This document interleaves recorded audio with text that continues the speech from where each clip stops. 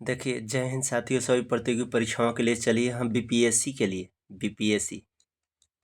BPSC TRE 4.0 के लिए ये क्लास चालू कर रहे हैं। भारत में राष्ट्रवाद। जैसे कि आप देख चुके हैं कि यूरोप में आधुनिक राष्ट्रवाद, इसके पहले वाला चैप्टर 10th क्लास का ये है, चैप्टर 2 है। ठीक है, इसके पहले में यूरोप के आधुनिक राष्ट्रवाद के बारे में दिया है, तो यही लिखा है। जैसे कि आप देख चुके हैं कि यूरोप में आधुनिक राष्ट्रवाद के साथ ही राष्ट्र राज्यों का भी उदय हुआ है। इससे अपने बारे में लोगों की समझ बदलने लगी। वे कौन है, उनकी पहचान किस बात से परिभाषित होती है, यह भावना बदल गई। उनमें राष्ट्र के प्रति लगाव का भाव पैदा होने लगा। नए प्रतीक और चिन्हों ने, नए गीत और विचारों ने नए संपर्क स्थापित किए और समुदाय की सीमाओं को दोबारा परिभाषित कर दिया। ज़्यादातर देशों में इस नया राष्ट्रीय पहचान का निर्माण एक लंबी प्रक्रिया में हुआ। आइए देखने का हमारे देश में यह चेतना किस तरह पैदा हुई।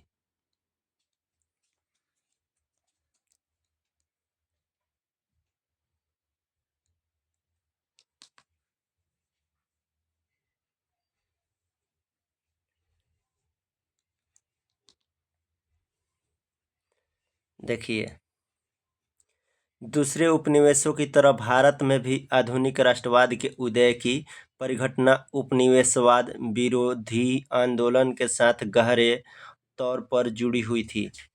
औपनिवेशिक शासकों के खिलाफ संघर्ष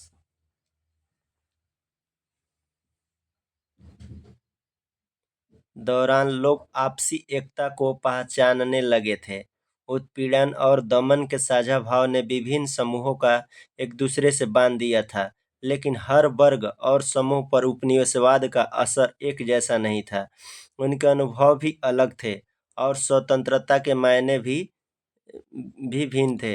महात्मा गांधी के नेतृत्व में कांग्रेस ने इन समूहों का इकट्ठा करके एक विशाल आंदोलन खड़ा किया, परंतु इस एकता में टकराव के बिंदु भी निहित थे।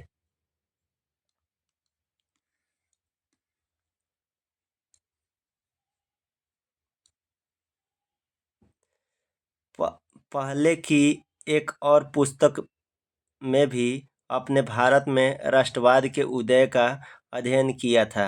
वहाँ अपने 20वीं सदी के पहले दशक तक की कहानी पढ़ी थी। इस अध्ययन में हम 1920 के दशक से आगे अध्ययन करेंगे और असहयोग आंदोलन तथा सभी नवोदय आंदोलन के बारे में पढ़ेंगे। हम ये देखेंगे कि कांग्रेस ने राष्ट्रीय आंदोलन को विकसित करने के लिए किस तरह के प्रयास किए। इस आंदोलन में विभिन्न सामाजिक समूहों ने किस तरह हिस्सा लिया और किस तरह राष्ट्रवाद ने लोगों की कल्पना को नई उड़ान दे दी।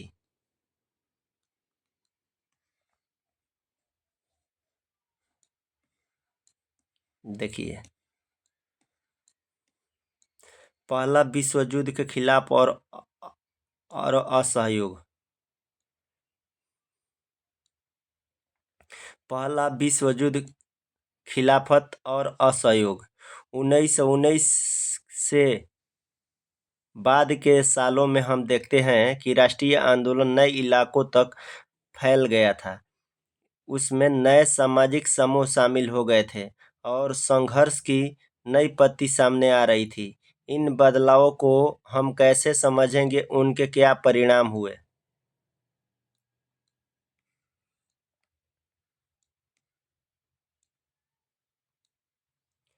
सबसे पहली बात यह है कि विश्व युद्ध ने एक नई आर्थिक और राजनीतिक स्थिति पैदा कर दी थी। इसके कारण रक्षा व्यय में भारी इजाफा हुआ। इस खर्चे की भरपाई करने के लिए युद्ध के नाम पर कर्जे लिए गए थे और करों में वृद्धि की गई। सीमा शुल्क बढ़ा दिया गया और आयकर शुरू किया गया।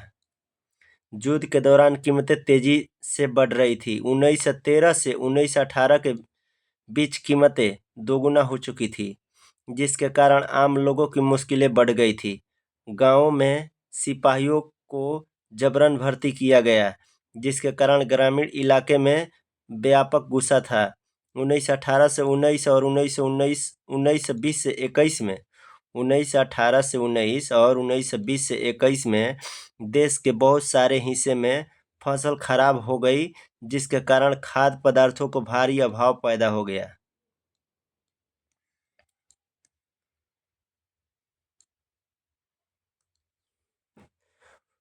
उसी समय फ्लू की महामारी फैल गई। फ्लू 1921 की जनगणना के मुताबिक दुर्भिक्ष और महामारी के कारण 120 से 130 लाख लोग मारे गए।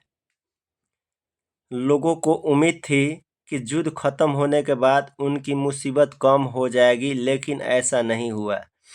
इसी समय एक नया नेता सामने आया और उसने संघर्ष का एक नया ढंग, एक नया तरीका पेश किया।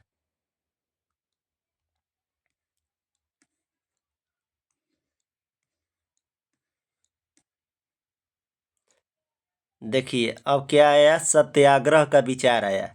महात्मा गांधी जनवरी 1915 में भारत लौटे थे इंग्लैंड से। महात्मा गांधी वहां से पढ़ाई करके जनवरी 1915 में भारत लौटे। इससे पहले वे दक्षिण अफ्रीका में थे। उन्होंने एक नए तरह के जन आंदोलन के रास्ते पर चलते हुए वहां की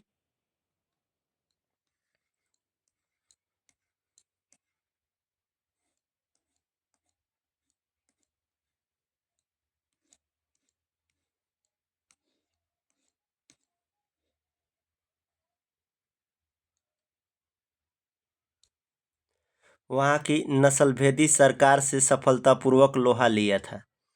इस पत्ती को वे सत्याग्रह कहते थे। सत्याग्रह के विचार में सत्य की शक्ति पर आग्रह और सत्य की खोज पर जोर दिया जाता था।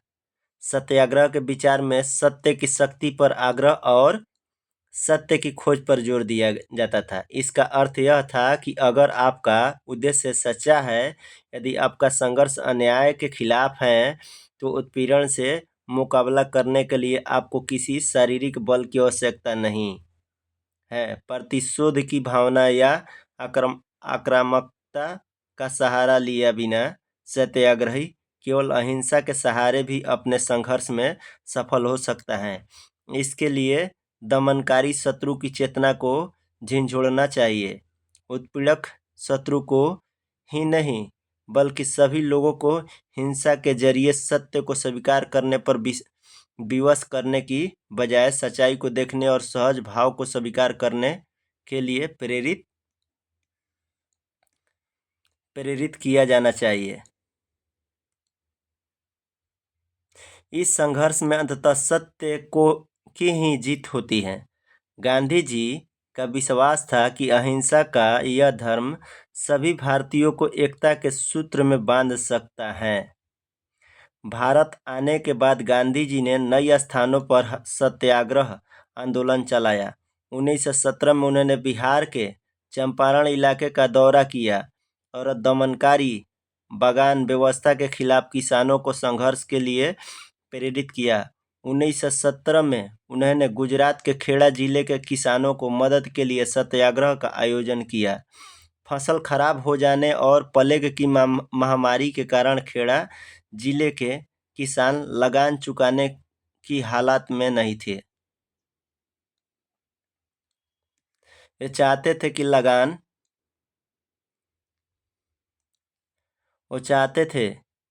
लगान वसूली में ढील दी जाए। 1918 में गांधी जी सूती कपड़ा कारखाने के मजदूर के भी सत्याग्रह आंदोलन चलाने का अहमदाबाद जा पहुंचे।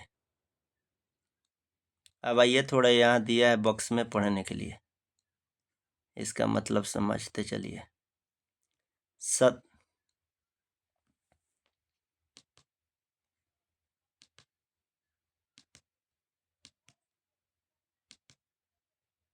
देखिए, कर सत्याग्रह पर महात्मा गांधी के विचार। कहा जाता है कि निष्क्रिय प्रतिरोध दुर्बलों का हथियार है। कहा जाता है कि निष्क्रिय प्रतिरोध दुर्बलों का हथियार है, लेकिन इस लेख में जिस शक्ति की बात की गई है उसे केवल ताकतवर ही इस्तेमाल कर सकते हैं।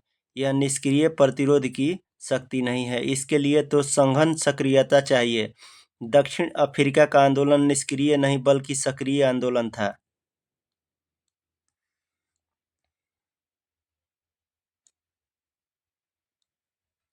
सत्याग्रह शारीरिक बल नहीं है। सत्याग्रही अपने शत्रु को कष्ट नहीं पहुंचाता, वह अपने शत्रु का विनाश नहीं चाहता। सत्याग्रह के प्रयोग में दुर्भावना के लिए कोई स्थान नहीं होता। सत्याग्रह तो शुद्ध आत्मबल है, सत्य की आत्मा का आधार होता है। सत्याग्रह तो शुद्ध आत्मबल है, सत्य की आत्मा का आधार होता है। इसलिए इस बल को सत्याग्रह का नाम दिया गया है। आत्मा ज्ञान से हमेशा लैस होता है, इसमें प्यार की लौ जलती है। अहिंसा सर्वोच्च धर्म है। अहिंसा जो है सर्वोच्च धर्म है। कहता इसमें कोई संदेह नहीं है कि भारत विनाशकारी शस्त्रों के मामले में ब्रिटेन या यूरोप का मुकाबला नहीं कर सकता। अंग्रेज युद्ध के देवता को उपासना करते हैं, वे सब हथियारों से लैस हो सकते हैं, होते जा रहे हैं। भारत में करोड़ों लोग कभी हथियार लेकर नहीं चल सकते। उन्होंने अहिंसा के धर्म को आत्मसात कर लिया है। देखिए गतिविधि, देखिए स्रोत को ध्यान से पढ़िए। जब महात्मा गांधी ने सत्याग्रह को सक्रिय प्रतिरोध कहा तो उससे उनका क्या आशय था? अच्छा, ये क्वेश्चन है। देखिए अब आ जाइए रॉलेट एक्ट।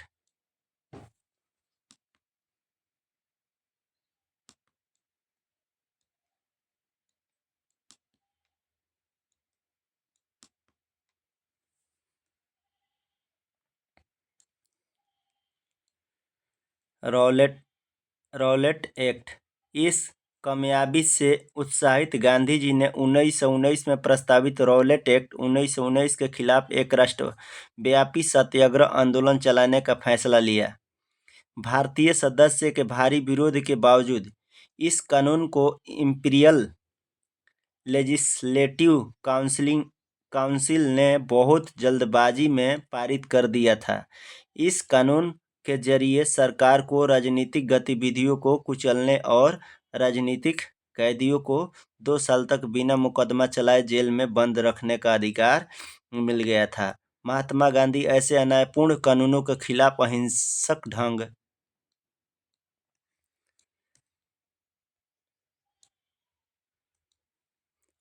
ढंग से नागरिक अवज्ञा चाहते थे। इसे 6 अप्रैल को एक हड़ताल से शुरू होना था। विभिन्न शहरों में रैली जुलूसों का आयोजन किया गया। रेलवे वर्कशॉप में कामगार हड़ताल पर चले गए, दुकानें बंद हो गई। इस व्यापक जन उभार से चिंतित तथा रेलवे और टेलीग्राफ जैसी संचार सुविधा के भंग हो जाने की आशंका से भयभीत अंग्रेजों ने राष्ट्रवादियों पर दमन शुरू कर दिया। अमृतसर ने बहुत सारे स्थानीय नेताओं को हिरासत में ले लिया गया। गांधी जी के दिल्ली में प्रवेश करने पर पाबंदी लगा दी गई। 10 अप्रैल को पुलिस ने अमृतसर में एक शांतिपूर्ण जुलूस पर गोली चला दी। इसके बाद लोग ने बैंकों और डाक खानों और रेलवे स्टेशनों पर हमले करने लगे। मार्शल लॉ लागू कर दिया गया और जनरल डायर ने कमान संभाल ली।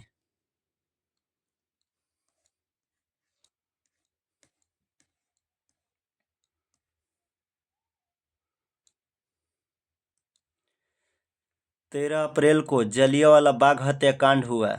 उस दिन अमृतसर में बहुत सारे गांव वाले सालाना बैसाखी मेले में शिरकत करने के लिए जलियांवाला बाग मैदान में जमा हुए थे।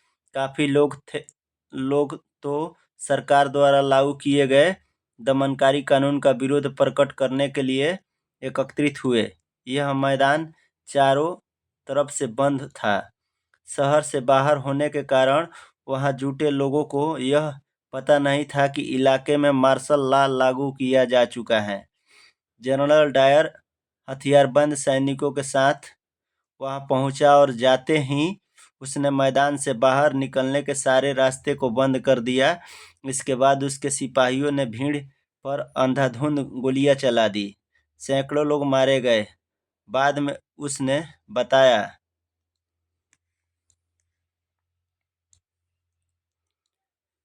कि यह सत्याग्रही के जहन में दहशत और विस्मय का भय पैदा करके एक नैतिक प्रभाव उत्पन्न करना चाहता था। जैसे जैसे जलियांवाला बाग की खबर फैली, उत्तर भारत के बहुत सारे शहरों में लोग सड़कों पर उतरने लगे, हड़तालें होने लगी, लोग पुलिस से मोर्चा लेने लगे और सरकारी इमारतों पर हमला करने लगे। सरकार ने इन कार्रवाइयों को निर्ममता से कुचलने का रास्ता अपनाया। सरकार लोगों को अपमानित और आतंकित करने चाहती थी। सत्याग्रहियों को जमीन पर नाक रगड़ने के लिए सड़क पर घिसक कर चलने और सारे साहिबों को सलाम मारने के लिए मजबूर किया गया।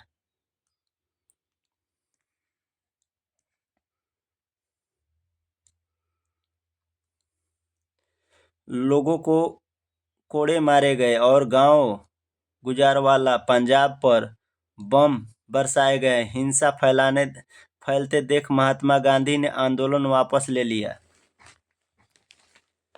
भले ही रॉलेट सत्याग्रह एक बहुत बड़ा आंदोलन था, लेकिन अभी भी वह मुख्य रूप से शहर और कस्बों तक ही सीमित था। महात्मा गांधी पूरे भारत में और भी ज्यादा जनाधार वाला आंदोलन खड़ा करना चाहते थे, लेकिन उनका मानना था कि हिंदू मुसलमानों को एक दूसरे के नज़दीक लाए बिना ऐसा कोई आंदोलन नहीं चलाया जा सकता। उन्हें लगता था कि खिलाफत का मुद्दा उठाकर वे दोनों समुदायों को नज़दीक ला सकते हैं।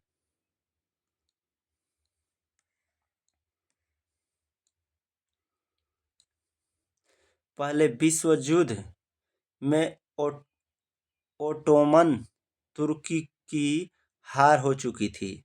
इस आशय की अफवाह फैली हुई थी। इस्लामिक विश्व के आध्यात्मिक नेता खलीफा ओटोमन सम्राट पर एक बहुत सख्त शांति संधि थोपी जाएगी।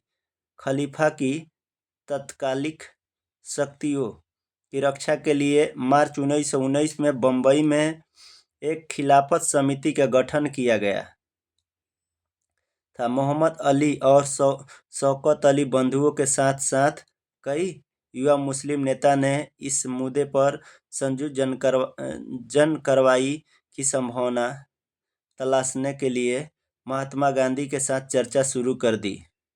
सितंबर 1920 में कांग्रेस के कलकत्ता अधिवेशन में महात्मा गांधी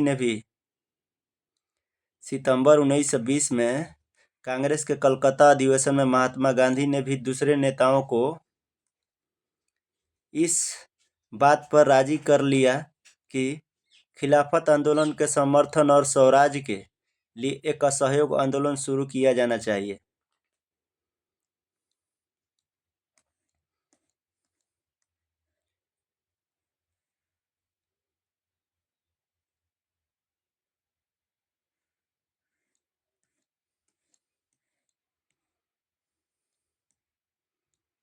अब यहाँ देखिए क्वेश्चन क्या आया, असहयोग ही क्यों?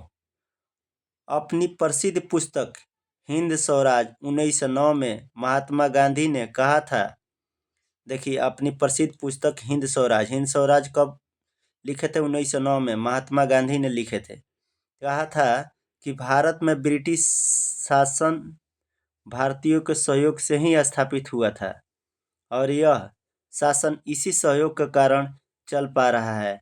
अगर भारत के लोग अपना सहयोग वापस ले ली तो साल भर के भीतर ब्रिटिश शासन ढह जाएगा और स्वराज की स्थापना हो जाएगी। देखिए यहाँ क्वेश्चन बहुत अच्छा बन रहा है।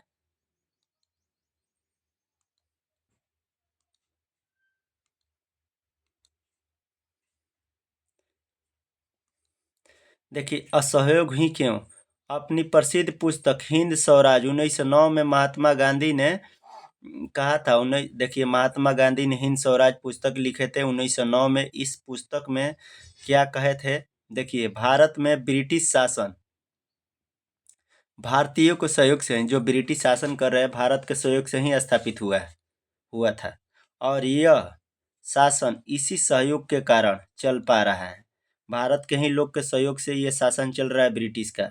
अगर भारत के लोग अपना सहयोग वापस ले लेते, अगर भारत जो पहले ब्रिटिश का सहयोग कर रहे थे वो सहयोग वापस ले लेंगे, तो साल भर के भीतर ब्रिटिश शासन ढह जाएगा और स्वराज की स्थापना हो जाएगी, और स्वराज की स्थापना हो जाएगी। महात्मा गांधी ये अपना हिंद स्वराज पुस्तक में ये लिखे थे 1909 में महात्मा गांधी ने।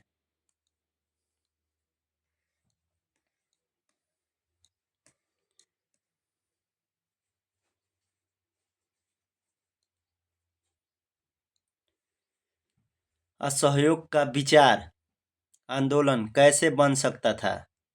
असहयोग का विचार आंदोलन कैसे बन सकता था? गांधी जी का सुझाव था कि आंदोलन चरणबद्ध तरीके से आगे बढ़ना चाहिए। सबसे पहले लोगों को सरकार द्वारा दी गई पदवियां लौटा देनी चाहिए और सरकारी नौकरियां, सेना, पुलिस, अदालत और विधायी परिषदों को, स्कूल और विदेशी वस्तुओं को बहिष्कार करना चाहिए। अगर सरकार दमन का रास्ता अपनाती है तो व्यापक सविनय अवज्ञा अभियान भी शुरू किया जाएगा। सविनय अवज्ञा अभियान भी शुरू किया जाएगा। महात्मा गांधी का कहने का विचार था, देखिए, ये आंदोलन चरणबद्ध तरीके से आगे बढ़ना चाहिए। मतलब चरण दर चरण, मतलब तरीका से बढ़ना चाहिए, चरण दर चरण। ठीक है। सबसे पहले लोगों को सरकार द्वारा दी गई, जो सरकारी ब्रिटिश सरकार द्वारा दी गई पदवियां लौटा देनी चाहिए। वो जो इतना पद दिए थे लौटा दे। सरकारी नौकरी भी लौटा देनी चाहिए, पुलिस भी, अदालतें भी, विधायी परिषदों भी, स्कूल और विदेशी वस्तुओं का बहिष्कार करना चाहिए। विदेशी वस्तु जितना है उसका बहिष्कार करना चाहिए। अगर सरकार दमन का रास्ता अपनाता है, अगर सरकार वहाँ अपना भारत वाला दमन का रास्ता अपनाता है तो व्यापक सविनय अवज्ञा अभियान भी शुरू किया जाएगा। सविनय अवज्ञा अभियान भी शुरू किया जाएगा। 1920 की गर्मियों में गांधी जी शौकत अली आंदोलन के लिए समर्थन जुटाते हुए देश भर में यात्राएं करते रहे।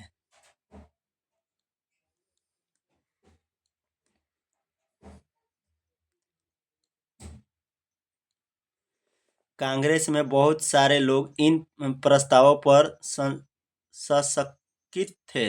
वे नवंबर 1920 में विधायी परिषद के लिए होने वाले चुनावों का बहिष्कार करने में हिचकता रहे थे हिचकिचा रहे थे। उन्हें भय था इस आंदोलन में लोग हिंसा कर सकते हैं। सितंबर से दिसंबर तक कांग्रेस में भारी खींचतान चलती रही।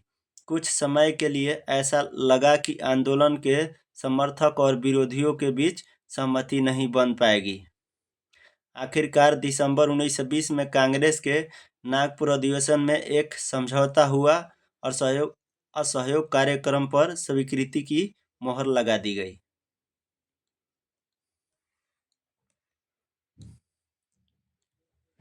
आंदोलन किस तरह आगे बढ़ा, उसमें किन लोगों के हिस्सा लिया, विभिन्न सामाजिक समूहों ने असहयोग के विचार का किस तरह समझा, ये यहाँ प्रश्न है। नए शब्द: बहिष्कार, किसी के साथ संपर्क रखने और जुड़ने से इनकार करना या गतिविधियों में हिस्सेदारी, चीजों की खरीद व इस्तेमाल से इनकार करना। आमतौर पर यह विरोध का एक रूप होता है।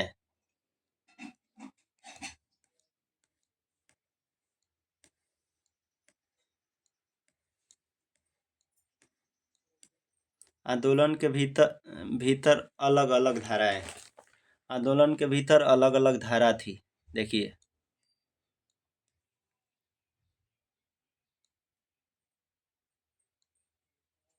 असहयोग खिलाफत आंदोलन जनवरी 1921 में शुरू हुआ। इस आंदोलन में विभिन्न सामाजिक समूहों ने हिस्सा लिया, लेकिन हर एक की अपनी अपनी आकांक्षाएं थी।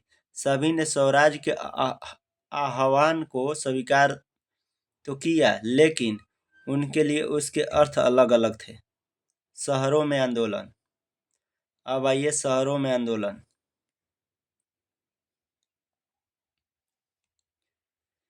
आंदोलन की शुरुआत शहरी मध्यवर्ग की हिस्सेदारी के साथ हुई। हजारों विद्यार्थियों ने स्कूल कॉलेज छोड़ दिए। हेडमास्टर और शिक्षकों ने इस्तीफे सौंप दिए। वकील ने मुकदमे लड़ना बंद कर दिए। मद्रास के अलावा ज़्यादातर प्रांतों में परिषद चुनावों का बहिष्कार किया गया। मद्रास में गैर ब्राह्मण द्वारा बनाई गई जस्टिस पार्टी का मानना था कि काउंसिल में प्रवेश के जरिए उन्हें यह अधिकार मिल सकते हैं जो सामान्य रूप से केवल ब्राह्मणों को मिल पाते हैं। इसीलिए इसे पार्टी ने चुनावों का बहिष्कार नहीं किया।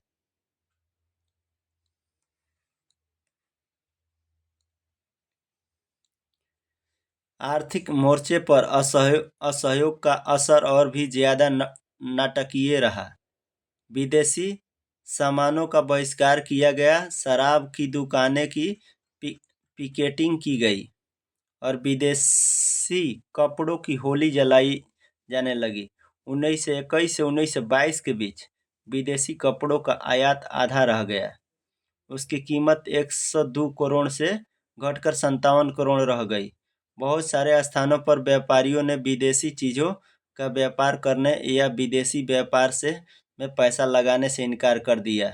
जब बहिष्कार आंदोलन फैला और लोग आयातित कपड़े को छोड़कर केवल भारतीय कपड़े पहनने लगे तो भारतीय कपड़ा मिल और हथकरघों का उत्पादन भी बढ़ने लगा।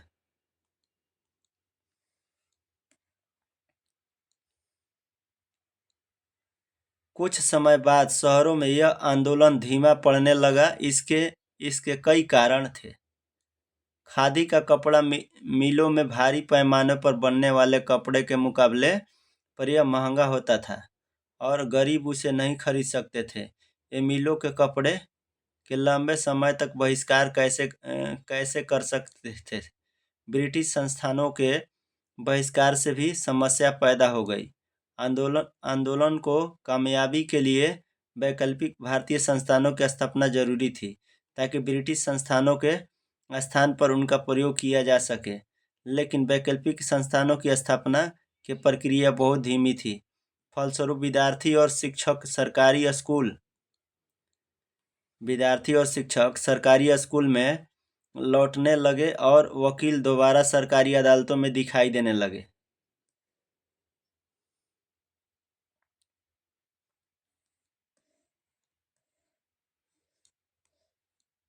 इतना कमी होने लगी तो देखिए विद्यार्थी और शिक्षक सरकारी स्कूल में लौटने लगे और वकील दोबारा सरकारी अदालत में दिखाई देने लगे। दोबारा चले गए लोग। ठीक है। ग्रामीण इलाके में विद्रोह। देखिए शहरों से बढ़कर असहयोग आंदोलन देहात में भी फैल गया। युद्ध के बाद देश के विभिन्न भागों में चले किसान और आदिवासियों के संघर्ष भी इस आंदोलन में समा गए।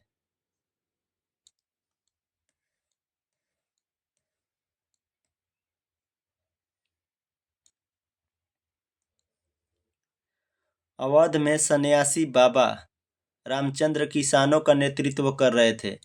बाबा रामचंद्र इससे पहले फिजी में गिरमिटिया मजदूर के तौर पर काम कर चुके थे। उनका आंदोलन तालुकदार और जमींदारों के खिलाफ था जो किसानों से भारी भरकम लगान और तरह तरह के कर वसूल कर रहे थे। किसानों को बेगारी करनी पड़ती थी। पट्टेदार के तौर पर उनके पट्टे निश्चित नहीं होते थे। उन्हें बार बार पट्टे की जमीन से हटा दिया जाता था ताकि जमीन पर उनका कोई अधिकार स्थापित न हो सके। किसानों की मांग थी कि लगान कम किया जाए, बेगार खत्म हो और दमनकारी जमींदारों का सामाजिक बहिष्कार किया जाए। बहुत सारे स्थानों पर जमींदारों को नाई धोबी की सुविधाओं से भी वंचित करने के लिए पंचायतें ने नाई धोबी बंद का फैसला लिया। जून 1920 में जवाहरलाल नेहरू ने अवध के गांवों का दौरा किया। गांव वाले से बातचीत की और उनकी व्यथा समझने का प्रयास किया। अक्टूबर तक जवाहरलाल नेहरू, बाबा रामचंद्र तथा कुछ अन्य लोगों के नेतृत्व में अवध किसान सभा का गठन कर लिया गया। महीनों भर के इस पूरे इलाके के गांवों में संगठन को 300 से ज्यादा शाखाएं बन चुकी थी। अगले साल जब असहयोग आंदोलन शुरू हुआ तो कांग्रेस ने अवध के किसान संघर्ष को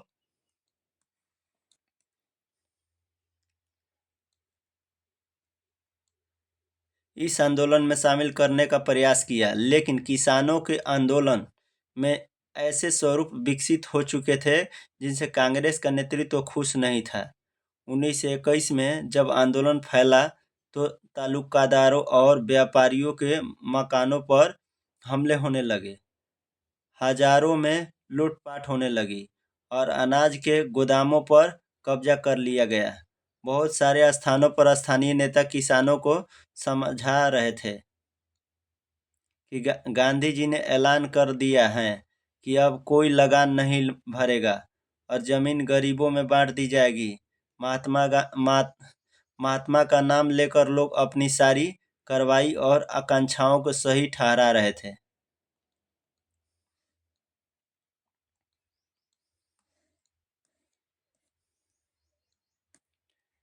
देखिए कुछ नए शब्द है। बेगार, बिना किसी परिश्रमी के काम करवाना। गिरमिटिया मजदूर, औपनिवेशिक शासन के दौरान बहुत सारे लोगों को काम करने के लिए फिजी, गयाना, वेस्ट इंडीज आदि स्थानों पर ले जाया गया था, इन्हें बाद में गिरमिटिया कहा जाने लगा। उन्हें एक एग्रीमेंट अनुबंध के तहत ले जाया जाता था। बाद में इसी एग्रीमेंट को यह मजदूर गिरमिट कहने लगे, जिससे आगे चलकर इन मजदूरों को गिरमिटिया मजदूर कहा जाने लगा। अंग्रेज में इन्हें इंडेंटुरेड लेबर कहा जाता था।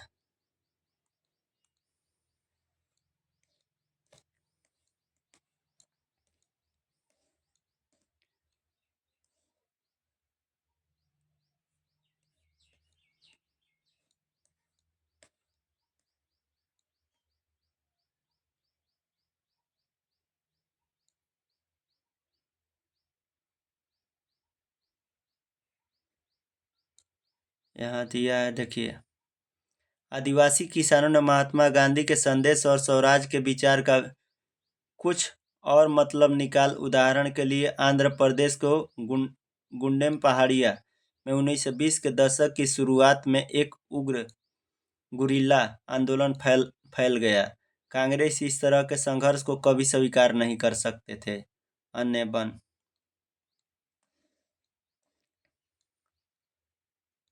देखिए 1928 में वल्लभ भाई पटेल ने गुजरात के बरदौली तालुका में किसान आंदोलन का नेतृत्व किया, जो कि भू राजस्व को बढ़ाने के खिलाफ था।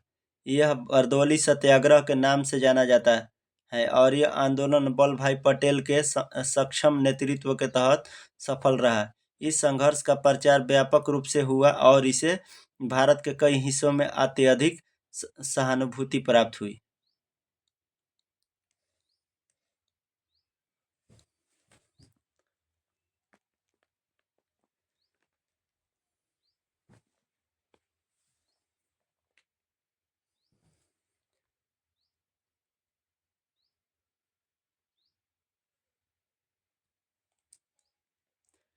देखिए 6 जनवरी 1921 को संयुक्त प्रांत में रायबरेली के पास पुलिस ने किसानों पर गोली चलाई। जवाहरलाल नेहरू घटना स्थल का दौरा करना चाहते थे, लेकिन पुलिस ने उन्हें रोक दिया। गुस्से में नेहरू ने अपने आसपास के खड़े किसानों को ही संबोधित किया और बाद में इस सभा के बारे में उन्होंने बताया था। उनका आचरण खतरे के सामने होते हुए भी बहादुर बहादुर, शांत और निश्चित लोगों जैसे था। पता नहीं उन्हें क्या महसूस हो रहा था, लेकिन मुझे पता है कि मैं क्या महसूस कर रहा था। एक पल के लिए मेरे भी खून खौल उठा था। अहिंसा तो न जाने कहाँ छूट गई थी, लेकिन सिर्फ एक ही पल के लिए एक ही पल के लिए जिसे ईश्वर की कृपा से हमें विजय द्वार पर ले जाने के लिए भेजा गया है। उस महान नेता के विचार मुझे याद आ गया और मैंने देखा कि मेरे आसपास बैठे और खड़े किसान मेरे से कम उत्तेजित, मेरे से ज्यादा शांत थे। मेरा दुर्बलता का यह क्षण बीत गया। मैंने पूरी विनम्रता के साथ अहिंसा पर उनसे बात की। यह सबक उनसे ज्यादा मुझे सीखना था। उन्होंने मेरी बात समझी और शांति से चले गए। सर्वपल्ली गोपाल, जवाहरलाल नेहरू एक जीवनी खंड 1 में उदत है।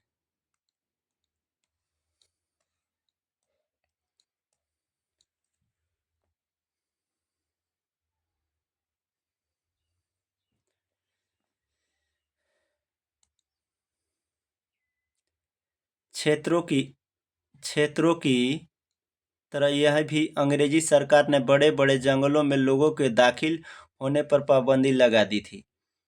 लोग इन जंगलों में न तो मवेशियों को चरा सकते थे और न ही जलवान के लिए लकड़ी और फल बीन सकते थे।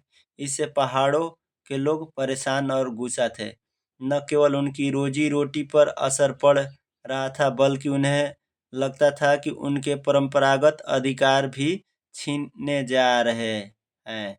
जब सरकार ने उन्हें सड़कों के निर्माण के लिए बेगार करने पर मजबूर किया तो लोगों ने बगावत कर दी। उनका नेतृत्व करने वाले अल्लूरी सीताराम राजू एक दिलचस्प व्यक्ति थे। उनका दावा था कि उनके पास बहुत सारी विशेष शक्तियां हैं।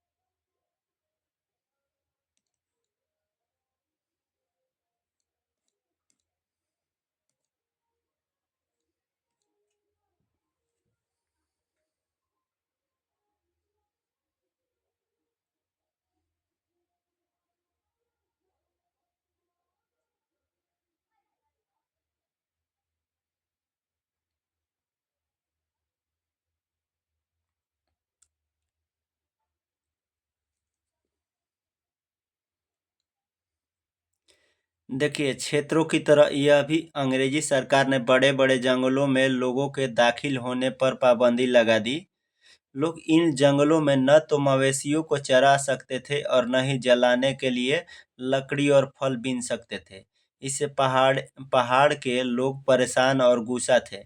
न केवल उनकी रोजी रोटी पर असर पड़ा रहा था, बल्कि उन्हें लगता था कि उनके परंपरागत अधिकार भी छीने जा रहे हैं। जब सरकार ने उन्हें सड़कों के निर्माण के लिए बेगा बेगार करने पर मजबूर किया तो लोगों ने बगावत कर दी। उनका नेतृत्व करने वाले अल्लूरी सीताराम राजू एक दिलचस्प व्यक्ति थे। अल्लूरी सीताराम राजू एक दिलचस्प व्यक्ति थे।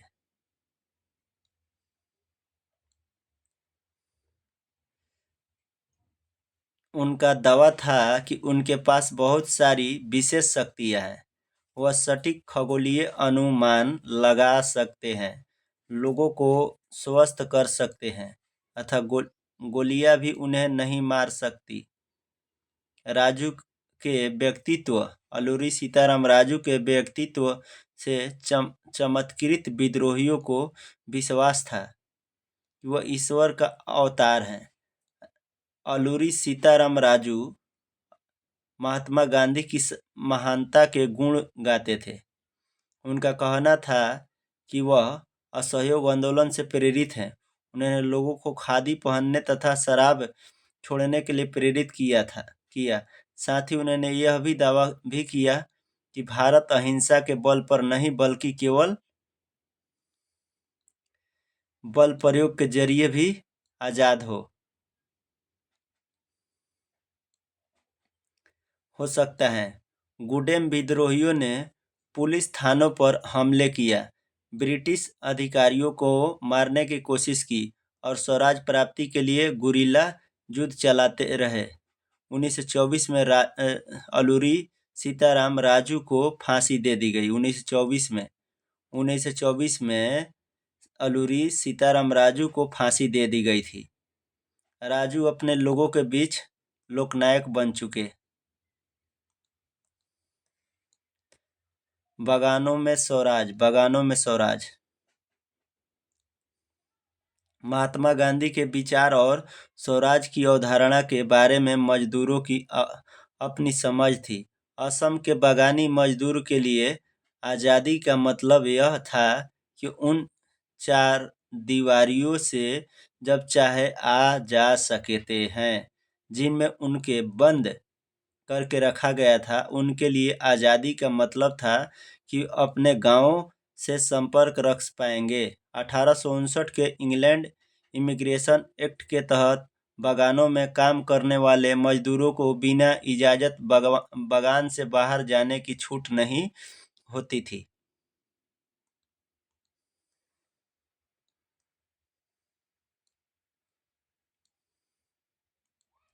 देखो, उनके लिए आज़ादी का मतलब था कि वो अपने गांवों में संपर्क रख पाएंगे। 1859 इंग्लैंड इमिग्रेशन एक्ट के तहत बागानों में काम करने वाले मजदूर को बिना इजाज़त बागान से बाहर जाने की छूट नहीं होती थी और यह इजाज़त उन्हें बिरले ही कभी मिलती थी। जब उन्होंने असहयोग आंदोलन के बारे में सुना तो हजारों मजदूर अपने अधिकारियों की अवहेलना करने लगे। उन्होंने बागान छोड़ दिए और अपने घर को चल दिए। उनको लगता था कि अब गांधी राज आ रहा है, इसीलिए अब तो हर एक को गांव में जमीन मिल जाएगी। लेकिन वो अपनी मंजिल पर नहीं पहुंच पाए।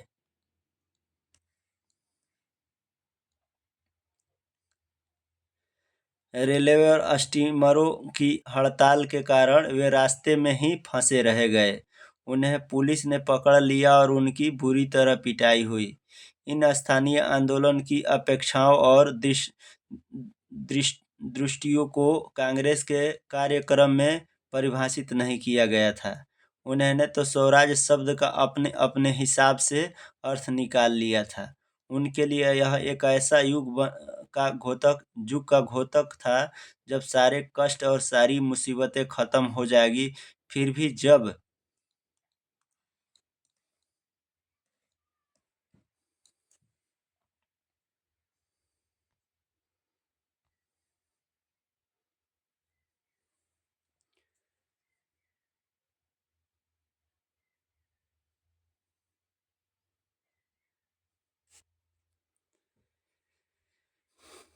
जब आदिवासियों ने गांधी जी के नाम का नारा लगाया और स्वतंत्र भारत की हुकार भरी, तो एक अखिल भारतीय आंदोलन से भी भावनात्मक स्तर पर जुड़े हुए थे। जब वे महात्मा गांधी का नाम लेकर काम करते थे या अपने आंदोलन को कांग्रेस के आंदोलन से जोड़कर देखते थे, तो वास्तव में एक ऐसे आंदोलन का अंग बन जाते थे जो उनके इलाके तक ही सीमित नहीं थी।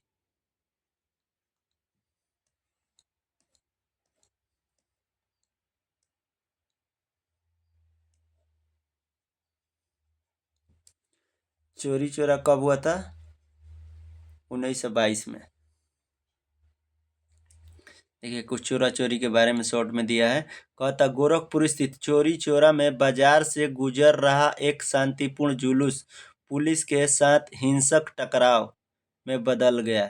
इस घटना के बाद में सुनते ही महात्मा गांधी ने असहयोग आंदोलन रोकने का आह्वान किया।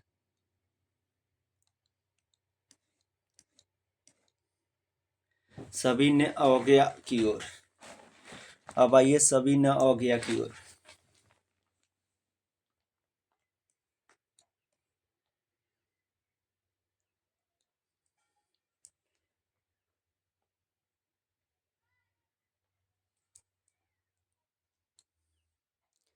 फरवरी 1922 में गांधी ने असहयोग आंदोलन वापस लेने का फैसला। फरवरी 1922 में गांधी जी ने असहयोग आंदोलन वापस लेने का फैसला कर लिया। उनको लगता था कि आंदोलन हिंसक होता जा रहा है और सत्याग्रहियों को व्यापक प्रशिक्षण की जरूरत है। कांग्रेस के कुछ नेता इस तरह के जनसंघों से थक चुके थे। 1919 के गवर्नमेंट ऑफ इंडिया एक्ट 1919 के गवर्नमेंट ऑफ इंडिया एक्ट के तहत गठित की गई प्रांतीय परिषदों के चुनाव में हिस्सा लेना चाहते थे। उनको लगता था कि परिषदों में रहते हुए ब्रिटिश नीतियों का विरोध करना, सुधारों की वकालत करना और यह दिखाना भी महत्वपूर्ण है कि ये परिषदों लोकतांत्रिक संस्था नहीं है। CR दास और मोतीलाल नेहरू ने परिषद राजनीति में वापस लौटने के लिए कांग्रेस के भीतर ही स्वराज पार्टी का गठन कर डाला।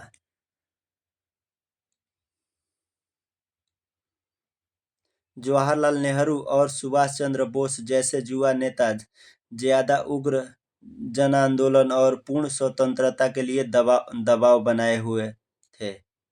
आंतरिक बहस व असहमति के इस माहौल में दो ऐसे तत्व थे जिन्होंने बोस के दशक के आखिरी सालों में 20 के दशक के आखिरी सालों में भारतीय राजनीति की रूपरेखा एक बार फिर बदल दी।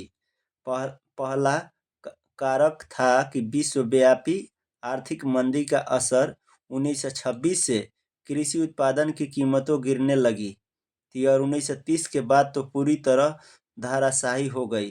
कृषि उत्पादनों की मांग गिरी और निर्यात कम होने लगा तो किसानों को अपनी उपज बेचना और लगान चुकाना भी भारी पड़ने लगा।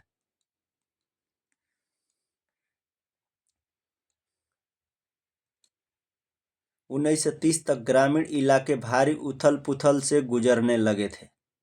इसी पृष्ठभूमि में ब्रिटिश की नई टोरी सरकार ने सर जॉन साइमन के नेतृत्व में एक वैधानिक आयोग का गठन कर दिया। राष्ट्रवादी आंदोलन के जवाब में गठित किए गए इस आयोग को भारत में संवैधानिक व्यवस्था की कार्यशैली का अध्ययन करना था और उसके बारे में सुझाव देने थे। इस आयोग में एक भी भारतीय सदस्य नहीं था, सारे अंग्रेज थे।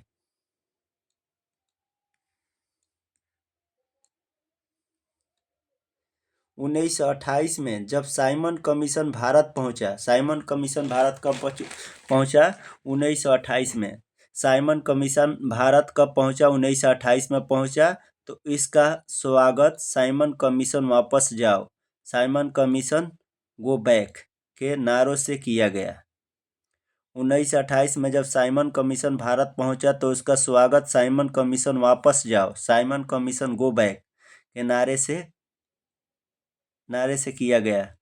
कांग्रेस और मुस्लिम लीग सभी पार्टियों ने प्रदर्शनी में हिस्सा लिया। इस विरोध को शांत करने के लिए वायसराय लॉर्ड इरविन ने अक्टूबर 1929 में भारत के लिए डोमिनियन स्टेट का गोलमोल सा ऐलान कर दिया। उन्होंने इस बारे में कोई समय सीमा भी नहीं बताई। उन्होंने सिर्फ इतना कहा कि भावी संविधान के बारे में चर्चा करने के लिए गोलमेज सम्मेलन आयोजित किया जाएगा।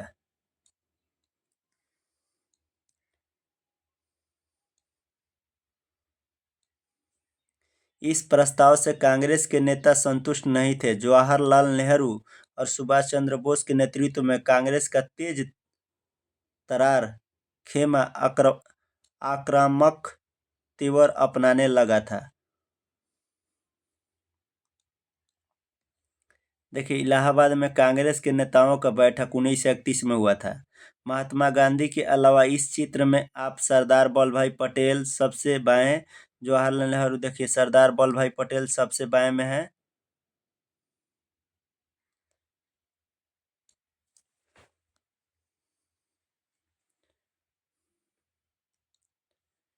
देखिए, महात्मा गांधी के अलावा इस चित्र में आप सरदार वल्लभ भाई पटेल सबसे बाएं, जवाहरलाल नेहरू सबसे दाएं दाएं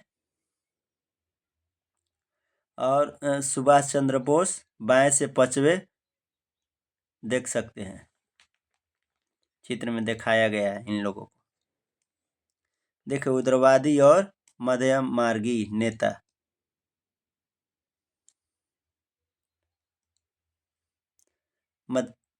उग्रवादी और मध्यमार्गी नेता ब्रिटिश डोमिनियन के भीतर ही संवैधानिक व्यवस्था के पक्ष में थे, लेकिन इस खेमे का प्रभाव घटता जा रहा था। दिसंबर 1929 में जवाहरलाल नेहरू की अध्यक्षता में कांग्रेस के लाहौर अधिवेशन में पूर्ण स्वराज की मांग को औपचारिक रूप से मान लिया गया।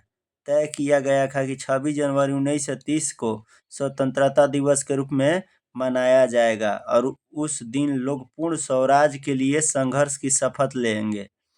इस उत्सव की ओर बहुत कम ही लोगों ने ध्यान दिया कि अब स्वतंत्रता के इस अमूर्त विचार को रोजमर्रा जिंदगी के ठोस मुद्दे से जोड़ने के लिए महात्मा गांधी को कोई और रास्ता ढूंढना था।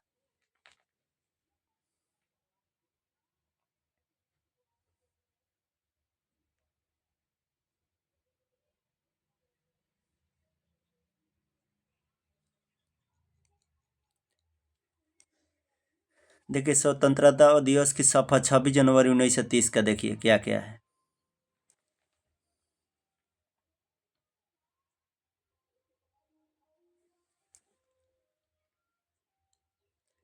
स्वतंत्रता दिवस की शपथ 26 जनवरी 1930 को। हमारा विश्वास है किसी भी समाज की तरह भारतीय जनता का भी यह एक अहरणीय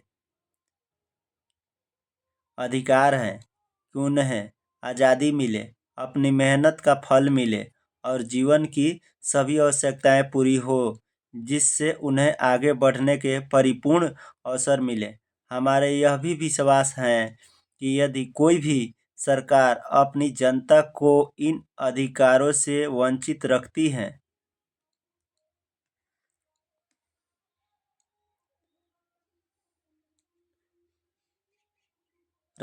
और दबाती है, तो जनता को भी सरकार को बदलने या उसे समूल समाप्त करने का अधिकार है। भारत में ब्रितानी सरकार ने न केवल भारतीय जनता को स्वतंत्रता से वंचित किया, बल्कि उसने जनता का शोषण किया है और देश को आर्थिक, राजनीतिक, सांस्कृतिक एवं आध्यात्मिक स्तर पर नष्ट कर दिया।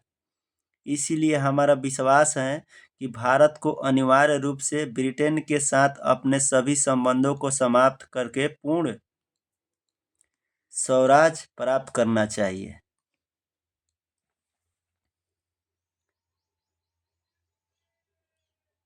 अब नमक यात्रा और सभी नवोगे आंदोलन।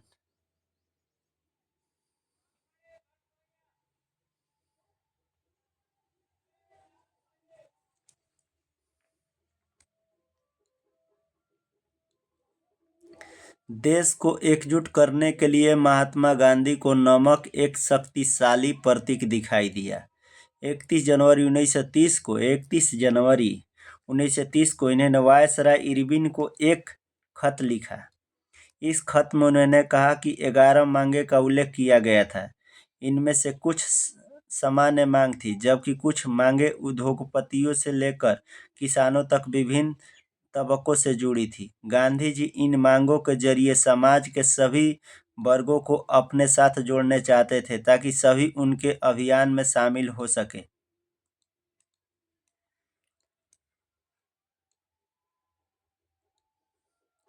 इनमें सबसे महत्वपूर्ण मांग नमक कर को खत्म करने के बारे में थी। नमक का अमीर गरीब सभी इस्तेमाल करते थे। यह भोजन का एक अभिन्न हिस्सा था। इसीलिए नमक पर कर और उसके उत्पादन पर सरकारी इजारेदारी को महात्मा गांधी ने ब्रिटिश शासन का सबसे दमनकारी पहलू बताया था। महात्मा गांधी का यह पत्र एक अल्टीमेटम चेतावनी की तरह था। उन्होंने लिखा था कि अगर 11 मार्च तक उनकी मांगें नहीं मानी गई तो कांग्रेस सभी नवोगे आंदोलन छेड़ देगी। इरविन झुकने को तैयार नहीं थे।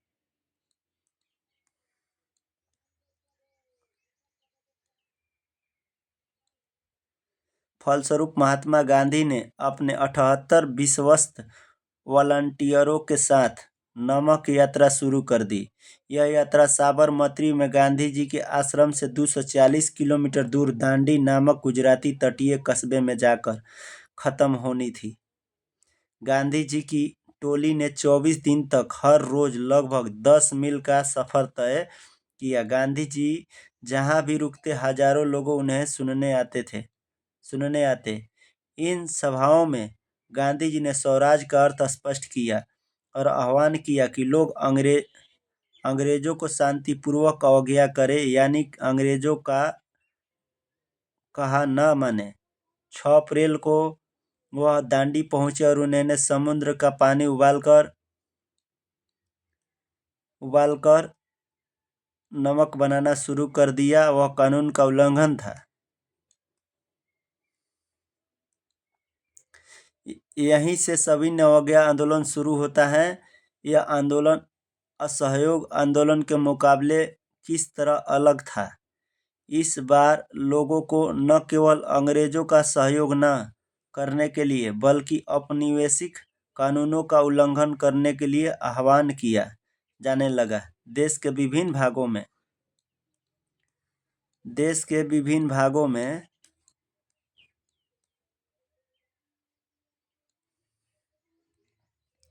हजारों लोगों ने नमक कानून तोड़ा और सरकारी नमक कारखाने के सामने प्रदर्शन किया। आंदोलन फैला तो विदेशी कपड़ों का बहिष्कार किया जाने लगा। शराब की दुकानों को पिकेटिंग होने लगी। किसानों ने लगान और चौकीदारी कर चुकने से इनकार कर दिया। गांव में तैनात कर्मचारी इस्तीफे देने लगे। बहुत सारे स्थानों पर जंगलों में रहने वाले वन कानूनों का उल्लंघन करने लगे।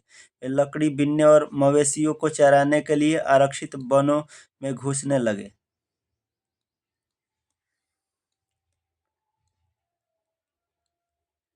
इन घटनाओं से चिंतित औपनिवेशिक सरकार कांग्रेस नेताओं को गिरफ्तार करने लगी। बहुत सारे स्थानों पर हिंसक टकराव हुए। अप्रैल 1930 में जब महात्मा गांधी के समर्पित साथी अब्दुल गफार खान को गिरफ्तार किया गया तो गुस्साई भीड़ सशस्त्र बख्तरबंद गाड़ियों और पुलिस को गोलियों का सामना करते हुए सड़कों पर उतर आई। बहुत सारे लोग मारे गए। महीनों भर बाद जब महात्मा गांधी को भी गिरफ्तार कर लिया गया तो सोलापुर के औद्योगिक मजदूरों ने अंग्रेजी शासन का प्रतीक पुलिस चौकियों,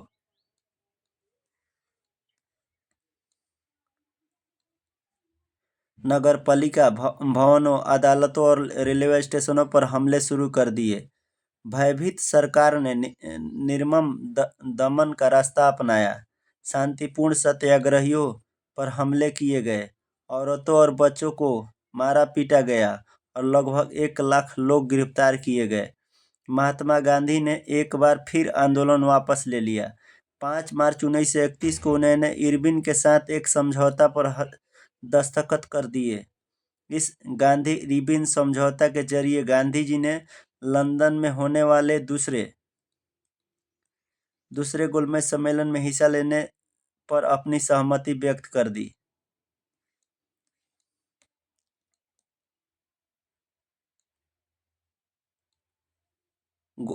पहले गोलमेज सम्मेलन का कांग्रेस बहिष्कार कर चुकी थी। इसके बदले सरकार राजनीतिक कैदियों को रिहा करने पर राजी हो गई। दिसंबर 1931 में सम्मेलन के लिए गांधी जी लंदन गए। यह वार्ता बीच में ही टूट गई और उन्हें निराश वापस लौटना पड़ा। यहाँ आकर उन्होंने पाया कि सरकार ने नए सिरे से दमन शुरू कर दिया। गफार खान और जवाहरलाल नेहरू दोनों जेल में थे। कांग्रेस को गैर कानूनी घोषित कर दिया गया था। सभाओं, प्रदर्शन और बहिष्कार जैसी गतिविधियों को रोकने के लिए सख्त कदम उठाए जा रहे थे। भारी आशंकाओं के बीच महात्मा गांधी ने सविनय अवज्ञा आंदोलन दोबारा शुरू कर दिया। साल भर तक आंदोलन चला, लेकिन 1934 तक आते आते उसकी गति मंद पड़ने लगी। लोगों ने आंदोलन को कैसे लिया?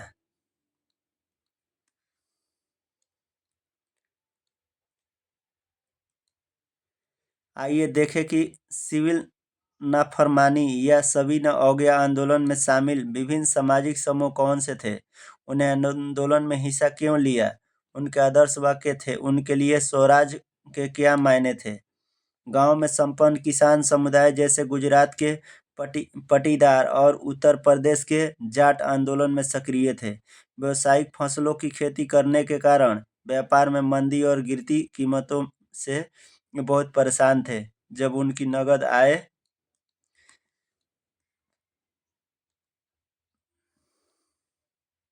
खत्म होने लगी तो उनके लिए सरकारी लगान चुकाना नामुमकिन हो गया। सरकार लगान कम करने के तैयार नहीं थी। चारों तरफ असंतोष था। संपन्न किसानों ने सभी ने अवज्ञा आंदोलन का बढ़ चढ़कर समर्थन किया। उन्होंने अपने समुदाय को एकजुट किया और कई बार अनिच्छुक सदस्य को बहिष्कार के लिए मजबूत किया। उनके लिए स्वराज की लड़ाई भारी लगान के खिलाफ लड़ाई थी। लेकिन जब 1931 में लगानों के घटे बिना आंदोलन वापस ले लिया गया तो उन्हें बड़ी निराश हुई। फलस्वरूप जब 1932 में आंदोलन दोबारा शुरू हुआ तो उनमें से बहुत ने उसमें हिस्सा लेने से इनकार कर दिया।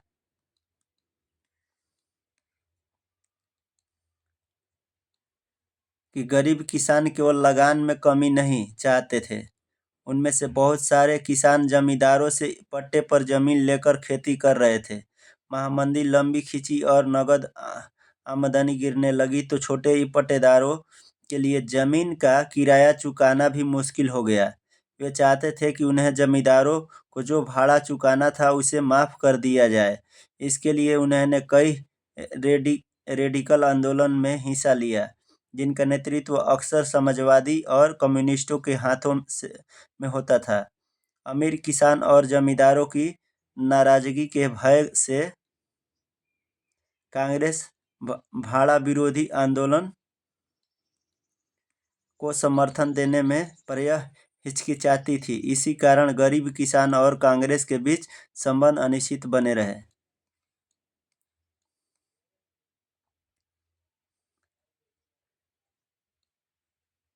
व्यावसायिक वर्ग की क्या स्थिति थी, उन्होंने सविनय अवज्ञा आंदोलन के बारे में क्या रुख अपनाया। पहले विश्व युद्ध के दौरान भारतीय व्यापारी और उद्योगपतियों ने भारी मुनाफा कमाया था और ये ताकतवर हो चुके थे।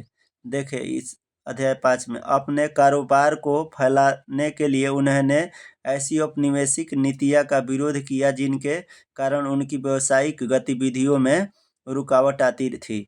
ये विदेशी वस्तुओं के आयात से सुरक्षा चाहते थे और रुपया स्टर्लिंग विदेशी विनिमय अनुपात में बदलाव चाहते थे, जिससे आयात में कमी आ जाए।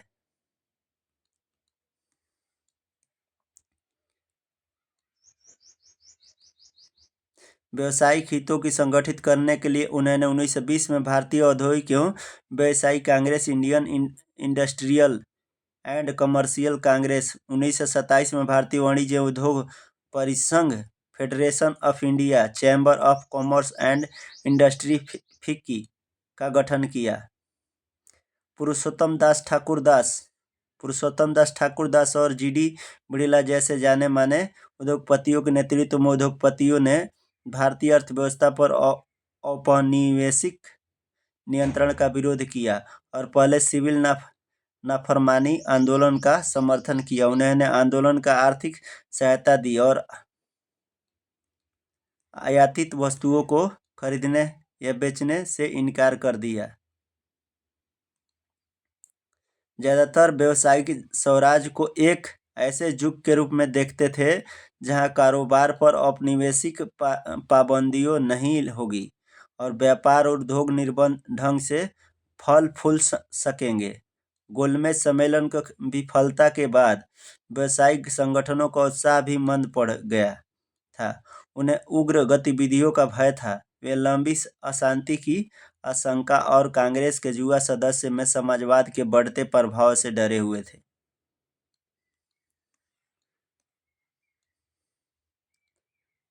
औद्योगिक श्रमिक वर्ग ने सविनय अवज्ञा आंदोलन में नागपुर के अलावा और कहीं भी बहुत बड़ी संख्या में हिस्सा नहीं लिया।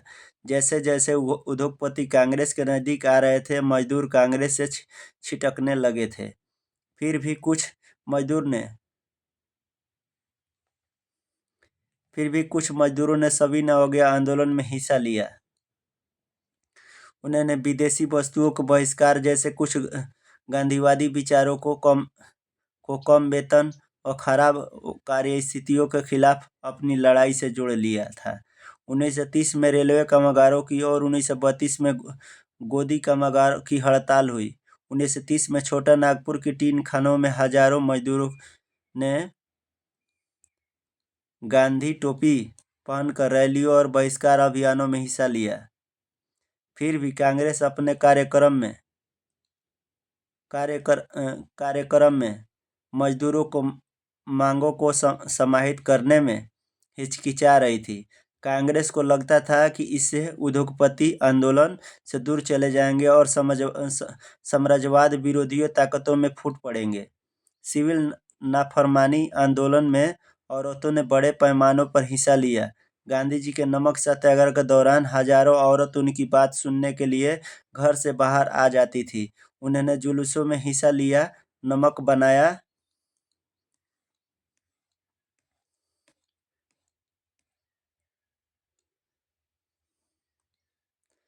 विदेशी कपड़ों के, शराब की दुकानों की पिकेटिंग की। बहुत सारी महिलाएं जेल भी गई।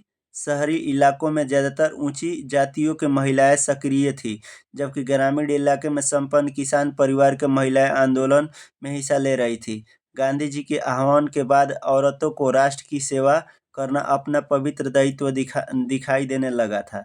लेकिन सार्वजनिक भूमिका में इस इजाफे का मतलब यह नहीं था कि औरतों की स्थिति में कोई भारी बदलाव आने वाला था। गांधी जी का मानना था कि घर चलाना, चूल्हा चौका संभालना, अच्छी माँ और अच्छी पत्नी की भूमिका का निर्वाह करना ही औरत का असली कर्तव्य है। इसलिए लंबे समय तक कांग्रेस संगठन में किसी भी महत्वपूर्ण पद पर औरत को जगह देने से हिचकिचाती रही।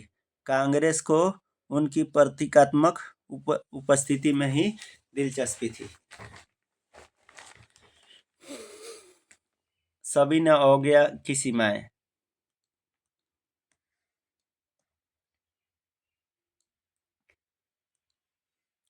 सभी सामाजिक समूह स्वराज की अमूर्त अवधारणाओं से प्रभावित नहीं थे। ऐसा ही एक समूह राष्ट्र के अछूतों का था। 1930 के बाद खुद को दलित या उत्पीड़ित कहने लगे थे। कांग्रेस ने लंबे समय तक दलितों पर ध्यान नहीं दिया, क्योंकि कांग्रेस रूढ़िवादी सवर्ण हिंदू सनातन पंथियों से डरे हुए थे। लेकिन महात्मा गांधी ने ऐलान किया, अस्पृश्यता, छुआछूत को खत्म किया बिना 100 साल तक भी स्वराज की स्थापना नहीं की जा सकती है। उन्होंने अछूतों को हरिजन यानी ईश्वर की संतान बताया।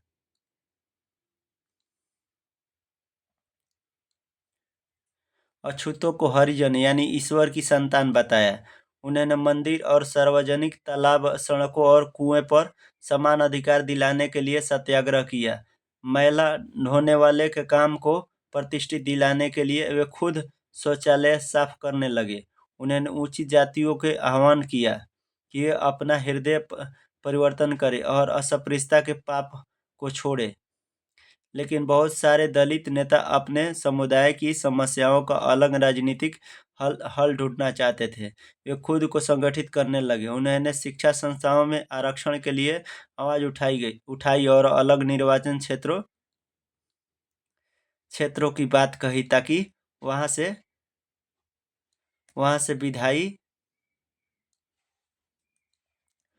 से विधायी परिषदों के लिए केवल दलित को ही चुनकर भेजा जा सके। उनका मानना था कि उनकी सामाजिक अपंगता केवल राजनीतिक सशक्तिकरण से ही दूर हो सकती है। इसलिए सविनय अवज्ञा आंदोलन में दलितों की हिस्सेदारी काफी सीमित थी। महाराष्ट्र और नागपुर क्षेत्र में यह बात खास तौर से दिखाई देती थी, जहां उनके संगठन काफी मजबूत थे। डॉक्टर अंबेडकर ने 1930 में दलितों के दमित वर्ग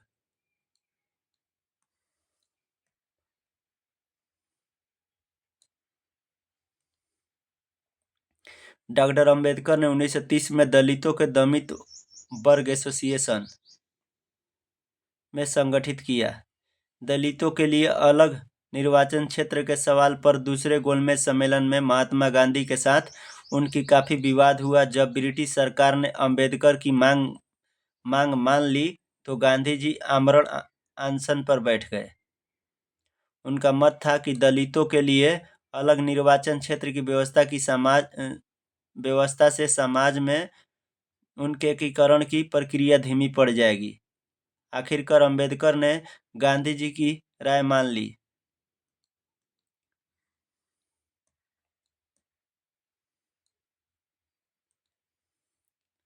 और सितंबर 1932 में पूना पैक्ट पर हस्ताक्षर कर दिया। इससे दलित वर्गों, जिन्हें बाद में अनुसूचित जाति के नाम से जाना गया, प्रांतीय एवं केंद्रीय विधायी परिषदों में आरक्षित सीटों मिल गई। हालांकि उनके लिए मतदान सामान्य निर्वाचन क्षेत्रों में ही होता था। फिर भी दलित आंदोलन कांग्रेस के नेतृत्व में चल रहे राष्ट्रीय आंदोलन को शंका की दृष्टि से ही देखता रहा। भारत के कुछ मुस्लिम राजनीतिक संगठनों ने भी सभी ने अवज्ञ आंदोलन के प्रति कोई खास उत्साह नहीं दिखा। असहयोग खिलाफत आंदोलन के शांत पड़ जाने के बाद मुसलमान का एक बहुत बड़ा तबका कांग्रेस से कटा हुआ महसूस करने लगा था। 1920 के दशक के मध्य कांग्रेस हिंदू महासभा जैसे हिंदू धार्मिक राष्ट्रवादी संगठन के काफी करीब दिखने लगी थी। जैसे जैसे हिंदू मुसलमान के बीच संबंध खराब होते गए, दोनों समुदाय उग्र धार्मिक जुलूस निकालने लगे। इससे कई शहरों में हिंदू मुस्लिम सांप्रदायिक टकराव व दंगे हुए। हर दंगे के साथ दोनों समुदाय के बीच फासला बढ़ता गया। कांग्रेस और मुस्लिम लीग ने एक बार फिर गठबंधन का प्रयास किया।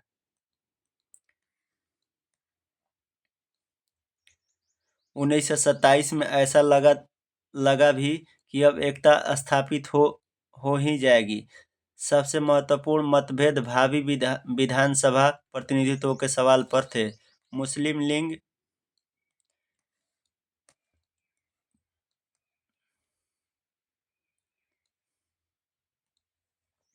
के नेताओं में से एक मोहम्मद अली जिन्ना का कहना था कि अगर मुसलमानों को केंद्रीय सभा में आरक्षित सीटों दी जाए और मुसलमान बहुत प्रांत बंगाल और पंजाब में मुसलमानों को आबादी के अनुपात प्रतिनिधित्व दिया जाए तो मुसलमान के लिए पृथक निर्वाचन की मांग छोड़ने के लिए तैयार है। प्रतिनिधित्व के सवाल पर यह बहस मुहाविसा चल ही रहा था। 1928 में आयोजित किए गए सर्वदलीय सम्मेलन में हिंदू महासभा के M.R. जयकर ने इस समझौते के लिए किए जा रहे प्रयासों को खुलेआम निंदा शुरू कर दी कि इस मुद्दे के समाधान की सारी संभावनाएं समाप्त हो गई। जब सभी नवोदय आंदोलन शुरू हुआ, उस समय समुदाय के बीच संदेह और अविश्वास का माहौल बना हुआ था। कांग्रेस से कटे हुए मुसलमानों का बड़ा तबका किसी संयुक्त संघर्ष के लिए तैयार नहीं था। बहुत सारे मुसलमान नेता और बुद्धिजीवी भारत में अल्पसंख्यकों के रूप में मुसलमानों की हैसियत को लेकर चिंता जता रहे थे। उनका भय था कि हिंदू बहुसंख्यक वर्चस्व की स्थिति में अल्पसंख्यकों की संस्कृति और पहचान खो जाएगी।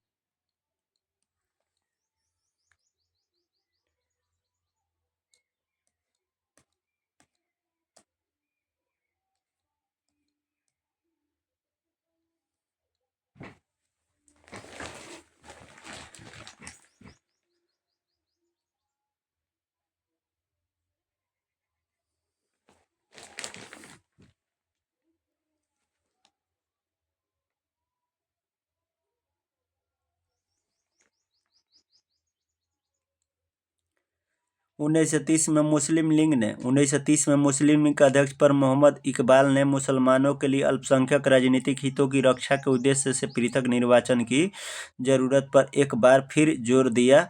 माना जाता है कि बाद के सालों में पाकिस्तान की मांग के लिए जो आवाज उठी उसका बौद्धिक औचित्य उनके इसी बयान से उपजा था। उन्होंने जो कहा वह इस प्रकार था, मुझे यह कहने में जरा सी भी हिचकिचाहट नहीं है।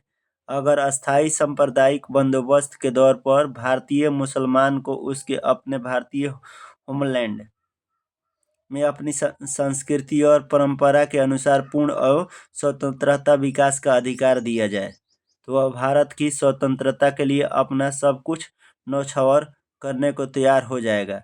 प्रत्येक समूह को अपने तरीके से स्वतंत्र विकास का अधिकार है। यह सिद्धांत किसी संकुचित संप्रदाय की भावना से नहीं उपजा है। जो समुदाय अन्य समुदाय के प्रति दुर्भावना रखता है वह नीच और उद्यम है। मैं उन्हें समुदाय के रीति रिवाज, धर्म और सामाजिक संस्थान का अवगाध सम्मान करता हूँ। कुरान की हिदायतें के अनुसार यह मेरा दायित्व है कि अगर जरूरत हो तो मैं उनके उपासना स्थलों की भी रक्षा करूँगा, लेकिन मैं उस सांप्रदायिक समूह को प्रेम करता हूँ जो मेरे लिए जीवन और आचरण का स्रोत है, जिसे मुझे अपनी धर्म, अपना साहित्य, अपना विचार, अपनी संस्कृति देकर मुझे ऐसा बनाया और इस प्रकार मेरी मौजूदा चेतना में अपने पूरे अतीत की एक सजीव कार्यात्मक तत्व के रूप में समा दिया।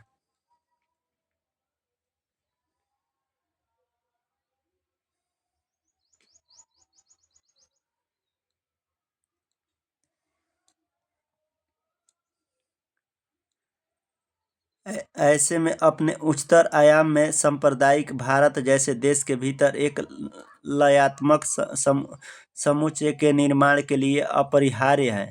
यूरोपीय देशों की तरह भारतीय समाज की इकाइयां भूभागों में बटी हुई नहीं है। भारत के सामुदायिक समूहों को मान्यता दिए बिना यह यूरोपीय लोकतंत्र के सिद्धांत को लागू नहीं किया जा सकता। भारत के भीतर एक मुस्लिम भारत की स्थापना के लिए मुसलमानों की ओर से उठ रही मांग बिल्कुल सही है। भारत के भीतर एक मुस्लिम भारत को स्थापना के लिए मुसलमानों की ओर से उठ रही मांग बिल्कुल सही है। हिंदू सोचता है कि पृथक निर्वाचन का प्रस्ताव सच्चे राष्ट्रवाद की भावना के विपरीत है, क्योंकि यह मानता है कि राष्ट्र शब्द का मतलब एक ऐसे सार्वभौमिक सम्मिश्रण से है जिसमें किसी भी सामुदायिक इकाइयों को अपनी निजी विशिष्टता बनाए रखने का अधिकार नहीं हो सकता। लेकिन हालात ऐसे नहीं है कि भारत नस्ली और धार्मिक विशिष्टताओं वाला देश है। इसी में आप यह तथ्य भी जोड़ दीजिए कि मुसलमान आर्थिक रूप से सामान्य कमजोर हैं, उन पर भारी कर्जे हैं, खास तौर से पंजाब में और कई प्रांतों में उनकी संख्या कम है। इसके बाद आप देखेंगे कि पृथक निर्वाचन को बनाए रखने तो हमारी बेचैनी का अर्थ क्या है। चर्चे करें, थोड़ा चर्चे नहीं करने हैं। सामूहिक अपनेपन का भाव।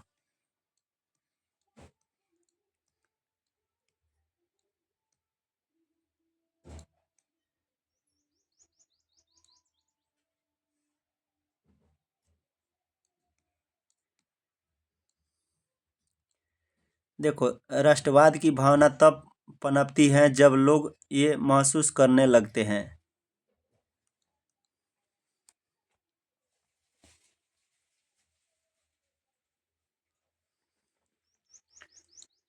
देखिए, राष्ट्रवाद की भावना तब पनपती है जब लोग यह महसूस करने लगते हैं कि वे एक ही राष्ट्र के अंग हैं।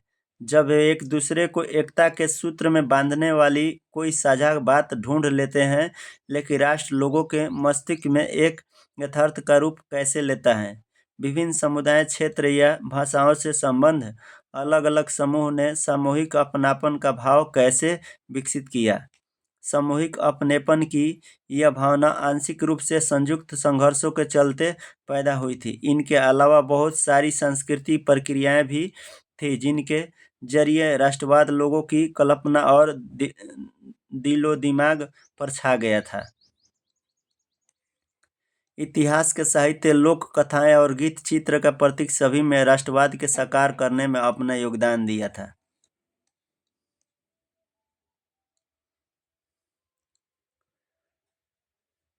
जैसे कि आप जानते हैं कि राष्ट्र को पहचान सबसे ज़्यादा किसी तस्वीर में अंकित की जाती है, तो देखिए अध्ययन 1। इससे लोगों को एक ऐसी छवि गढ़ने में मदद मिलती है जिसके जरिए वे राष्ट्र को पहचान सकते हैं। 20वीं सदी में राष्ट्रवाद के विकास के साथ भारत की पहचान भी भारत माता की छवि के रूप में लेने लगी। इस छवि के निर्माण का आरंभ बंकिम चंद्र चट्टोपाध्याय ने किया था। 1870 के दशक में उन्होंने मातृभूमि की प्रस्तुति के रूप में वंदे मातरम गीत लिखा था। बाद में इसे उन्होंने अपनी उपन्यास आनंद मठ में शामिल कर लिया गया। यह गीत बंगाल में स्वदेशी आंदोलन में खूब गाया गया। स्वदेशी आंदोलन की प्रेरणा से अवनींद्रनाथ टैगोर ने भी भारत माता की विख्यात छवि को चित्रित किया। इस पेंटिंग में भारत माता को एक सन्यासियों के रूप में दर्शाया गया। वह शांत, गंभीर देवी और आध्यात्मिक गुणों से युक्त दिखाई देती हैं। आगे चलकर जब इस छवि को बड़े पैमाने पर तस्वीरों में उतारा जाने लगा और विभिन्न कलाकार यह तस्वीर बनाने लगे, तो भारत माता की छवि विभिन्न रूप में ग्रहण करती गई। इस मातृ छवि के प्रति श्रद्धा को राष्ट्रवाद में आस्था का प्रतीक माना जाने लगा। राष्ट्रवाद का विचार भारतीय लोक कथाओं की पुनर्जीवित करने के लिए आंदोलन से भी मजबूत हुआ। 19वीं सदी के आखिर में राष्ट्रवादियों ने भाटों और चारणों द्वारा गाई सुनाई जाने वाली लोक कथाओं को दर्ज करनी शुरू कर दी।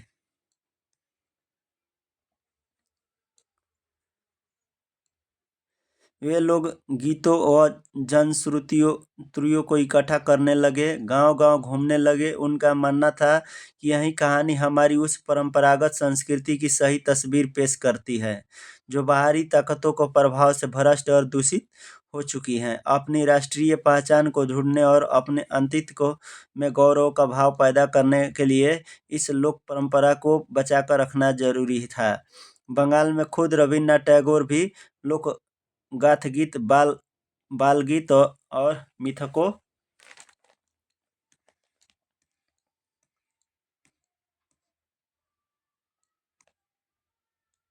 देखिए ये जवाहरलाल नेहरू है।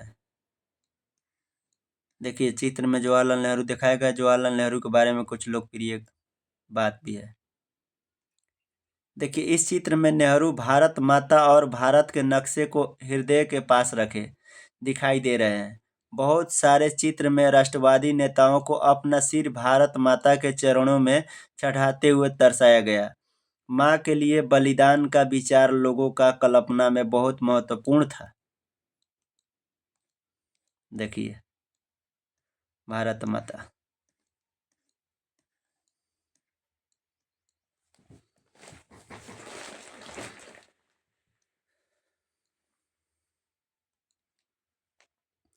इकट्ठा करने निकल पड़े। उन्होंने लोक परंपराओं को पुनर्जीवित करने वाले आंदोलन का नेतृत्व किया। मद्रास में नटेशा शास्त्री ने the folklores of southern India के नाम से तमिल लोक कथाओं का विशाल संकलन 4 खंडों में प्रकाशित किया गया। इनका मानना था कि लोक कथा राष्ट्रीय साहित्य होती है। यह लोगों के असली विचार और विशिष्टताओं को सबसे विश्वसनीय अभिव्यक्ति है। जैसे जैसे राष्ट्रीय आंदोलन आगे बढ़ा, राष्ट्रवादी नेता लोगों को एकजुट करने और उनमें राष्ट्रवाद को भावना भरने के लिए इस तरह के चिन्ह और प्रतीकों के बारे में और ज्यादा जागरूक होते गए। बंगाल में स्वदेशी आंदोलन के दौरान एक तिरंगा झंडा हरा पीला लाल तैयार किया गया। बंगाल में स्वदेशी आंदोलन के दौरान एक तिरंगा झंडा हरा पीला लाल तैयार किया गया। इसमें ब्रिटिश भारत के 8 प्रांतों का प्रतिनिधित्व करते कमल के 8 फूल और हिंदुओं और मुसलमानों का प्रतिनिधित्व करता गया एक अर्धचंद्र दर्शाया गया था। 1921 तक गांधी जी ने भी स्वराज का झंडा तैयार कर लिया था। यह भी तिरंगा सफेद हरा और लाल, सफेद हरा और लाल, सफेद हरा और लाल था। इसके मध्य में गांधीवादी प्रतीक चरखे को जगह दी गई थी। स्वावलंबन का प्रतीक था। जुलूस में यह झंडा थामे चलना शासन के प्रति अवज्ञा का संकेत था।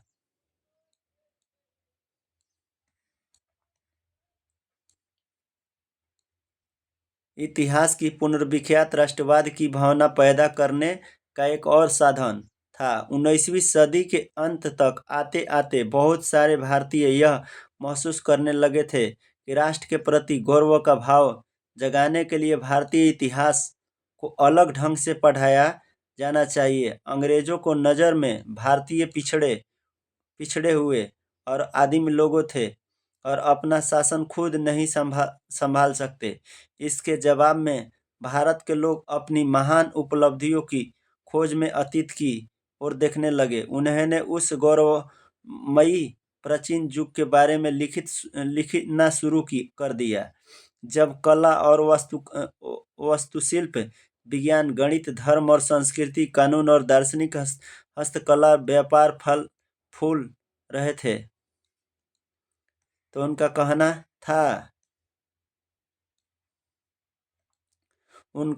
था कि इस महान युग के बाद पतन का समय आया और भारत को गुलाम बना लिया गया। इस राष्ट्रवादी इतिहास में पाठकों को अतीत में भारत की महानता और उपलब्धियों पर गौरव करने और ब्रिटिश शासन के तहत दुर्दशा से मुक्ति के लिए संघर्ष का मार्ग अपनाने का आह्वान किया जाता था। लोगों को एकजुट करने की इन कोशिशों की अपनी समस्या थी। जिस अतीत का गौरवगान किया जा रहा था वो हिंदुओं का अतीत था।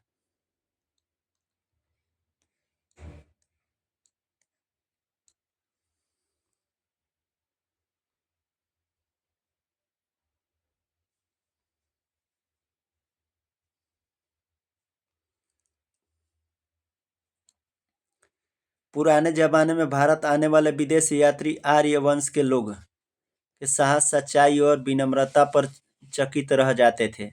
अब ये बस इन गुणों के अभाव की बात करते हैं। उस उस उस जमाने में हिंदू विजय के लिए निकलते थे और तातार चीन और अन्य देशों में अपनी विजय प्रतीक पताका फहराते थे। अब एक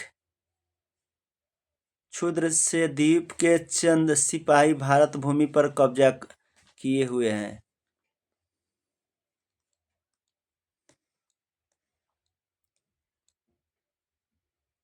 छवियों का सहारा लिया जा रहा था। हिंदू प्रतीक थे, इसीलिए अन्य समुदाय के लोगों को अलग अलग थलग महसूस करने लगे थे।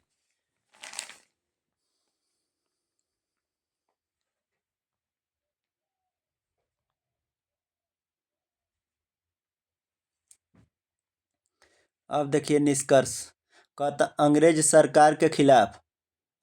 है सरकार के खिलाफ बढ़ता गुस्सा विभिन्न भारतीय समूहों और वर्गों को स्वतंत्रता के साझा संघर्ष में खींच रहा था।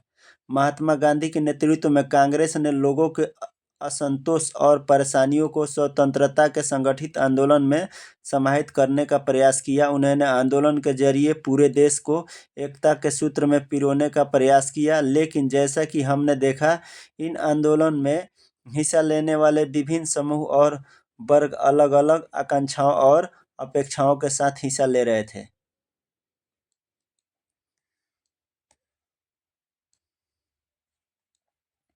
उनकी शिकायतें बहुत व्यापक थी, इसीलिए औपनिवेशिक शासन से मुक्ति का भी सबके लिए अपना अपना अर्थ था। कांग्रेस ने इन विभेदों को हल करने और यह सुनिश्चित करने के लिए हमेशा प्रयास किया कि एक समूह को मांगों के कारण कोई दूसरा समूह दूर न चला जाए। यही वजह है कि आंदोलन के भीतर अक्सर बिखराव आ जाता था।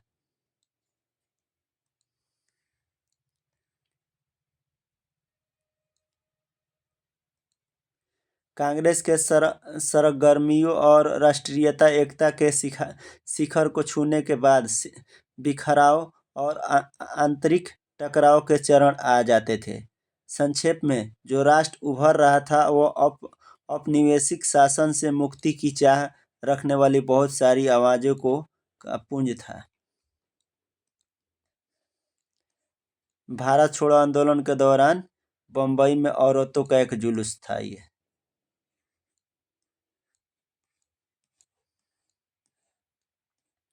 भारत छोड़ो आंदोलन।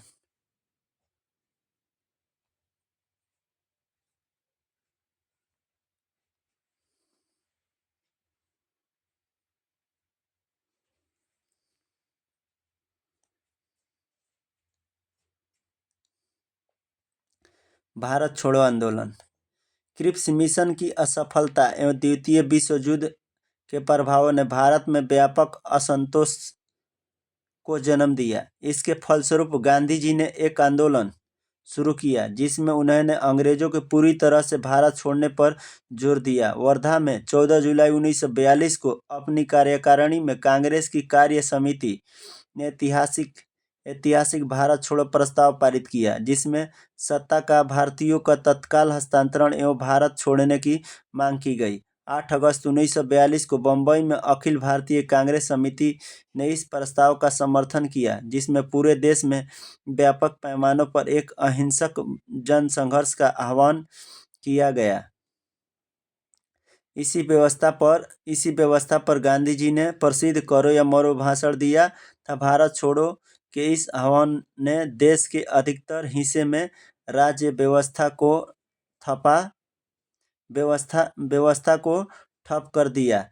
लोग स्वतः ही आंदोलन में कूद पड़े। लोगों ने हड़तालों की और राष्ट्रीय गीत एवं नारों के साथ प्रदर्शन किए एवं जुलूस निकाले। यह आंदोलन वास्तव में एक जन आंदोलन था, जिसमें छात्र, मजदूर और किसान जैसे हजारों साधारण लोग ने हिस्सा लिया। इसमें नेताओं की सक्रिय भागीदारी भी देखी गई, जिनमें जयप्रकाश नारायण, अरुण आसफ अली, राम मनोहर लोहिया और बहुत सारी महिलाएं जैसी बंगाल से ममता गिनी हजरा, असम से कनकलता बरुआ और उड़ीसा से रमा देवी थी।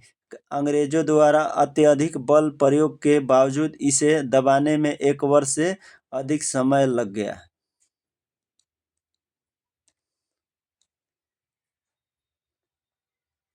अंग्रेजों द्वारा अत्यधिक बल प्रयोग के बावजूद इसे दबाने में 1 वर्ष से अधिक समय लग गया। चलिए, थैंक यू। अब ये प्रश्न था, ये दूसरा भूमंडलीय भूगोल चालू हो गया। यही 10 क्लास का ये एक चैप्टर था। चलिए, आप लोग अगले वीडियो अच्छा लगेगा तो कमेंट कीजिए।